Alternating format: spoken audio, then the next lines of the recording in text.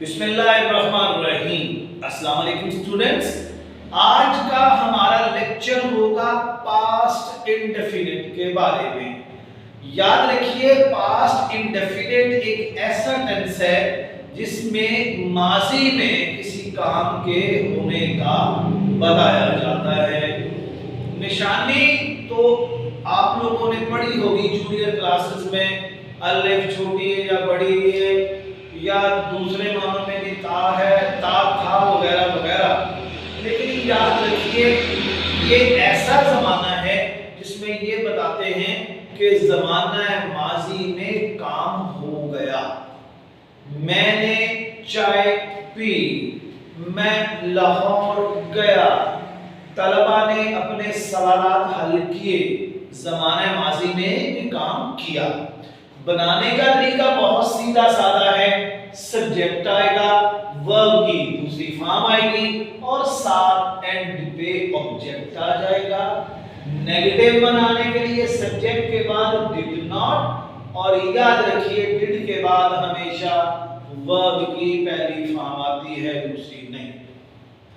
सवालिया बनाने के लिए डिड, फिर सब्जेक्ट, फिर वर्ब की पहली फॉर्म, फिर ऑब्जेक्ट और आखिर में साइन ऑफ इंटरोगेशन। फर्ज़े महाल फिक्रा है, मैं लंदन गया, मैं लंदन गया। I went to London. Subject है, दूसरी फॉर्म है, एंड में आपका ऑब्जेक्ट आ गया। नेगेटिव बनाते हैं, I did not go to London. और सवालिया बनाने के लिए did I go to London, did पहली फॉर्म। अक्सर औकात आप लोग जब करेक्शन करते हैं पेपर्स में तो डिड के बाद दूसरी फॉर्म लगा देते हैं, कभी तीसरी लगा दी। याद रखिए, इंग्लिश ग्रामर में एक असूल है कि जब भी डिड आएगा तो डिड के बाद वर्ब की कौन सी फॉर्म आएगी? पहली।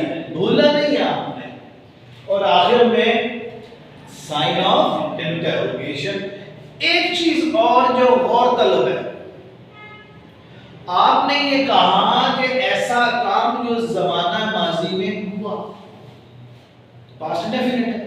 इसकी निशानियां इंग्लिश में भी हैं कि अगर किसी फिक्रे में यस्टरडे लिखा हो, अगो लिखा हो, लास्ट मंथ लिखा हो, लास्ट ईयर लिखा हो, लास्ट वीक लिखा हो, तो वो फिक्रा याद रखिएगा पास्ट इंडेफिनिट का होगा।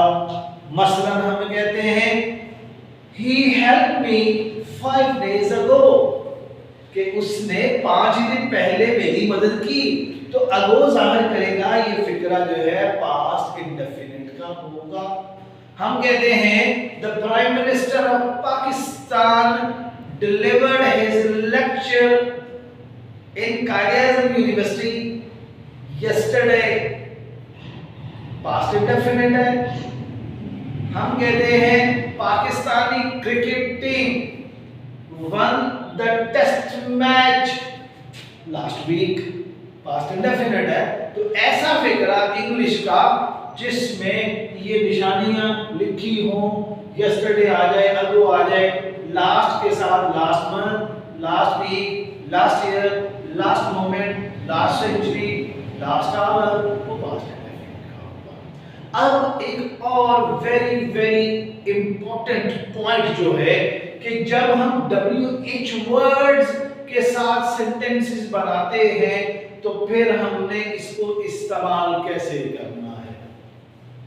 याद रखिए, आपको जब मैंने प्रेजेंट इंडेफिनिट करवाया था तो ये बात बताई थी कि जब हु इस्तेमाल होगा तो हु के फौरन बाद डू या डिड नहीं आएगा। Who solved the issue? मसला किसने हल किया, तो who के बाद do या did कतई नहीं आएगा। And this is the rule of grammar that we have to follow। याद रखिएगा कि इंग्लिश एक ऐसी जुबान है which has more exceptions and limitations than rules and regulation। जबकि बाकी जितने भी वर्ड हैं how did you make the plan, कि आपने ये प्लान कैसे बनाया, या why did you make a noise, कि आपने शोर क्यों किया। तो माय डियर स्टूडेंट्स, ये ग्रामर के जो रूल्स हैं, all these rules make our English writing, make our spoken English very. अब इसमें से अगर आप में से कोई क्वेश्चन पूछना चाहें या कोई सेंटेंस पूछना चाहें तो my dear student you can ask me. Yes my dear. मजदूरों ने हड़ताल क्यों की? मजदूरों ने हड़ताल क्यों की? Why did the workers go on strike? Go on strike का मतलब होता है हड़ताल करना। हमने बोला why did the workers go, did के बाद पहली फॉर्म आएगी, why did the workers go on strike? Any other sentence my dear students? उसने फकीर की मदद ना की।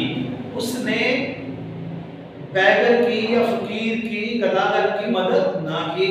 He did not help the beggar. Some other question? वो तुमसे नाराज क्यों हो गया? वो तुमसे नाराज क्यों हुआ? Why did he get angry with you? Why did he get cross with you? Why he is annoyed with you? So many vocabulary में so many words are there and you can use all these beautiful words according to your choice and taste. So my dear students, it was our today's lecture about past indefinite tense. If you have any query, you can ask us। कोई भी मसला हो, अब कोई भी चीज Nadeem English skills के platform से पूछना चाहते हैं, यूट्यूब पे, फेसबुक पे, टिकटॉक पे, तो कमेंट सेक्शन में अपना कमेंट कीजिए और नदीम से कोई भी सवाल विदाउट एनी टेंशन जो है आप पूछ सकते हैं। अस्सलाम वालेकुम।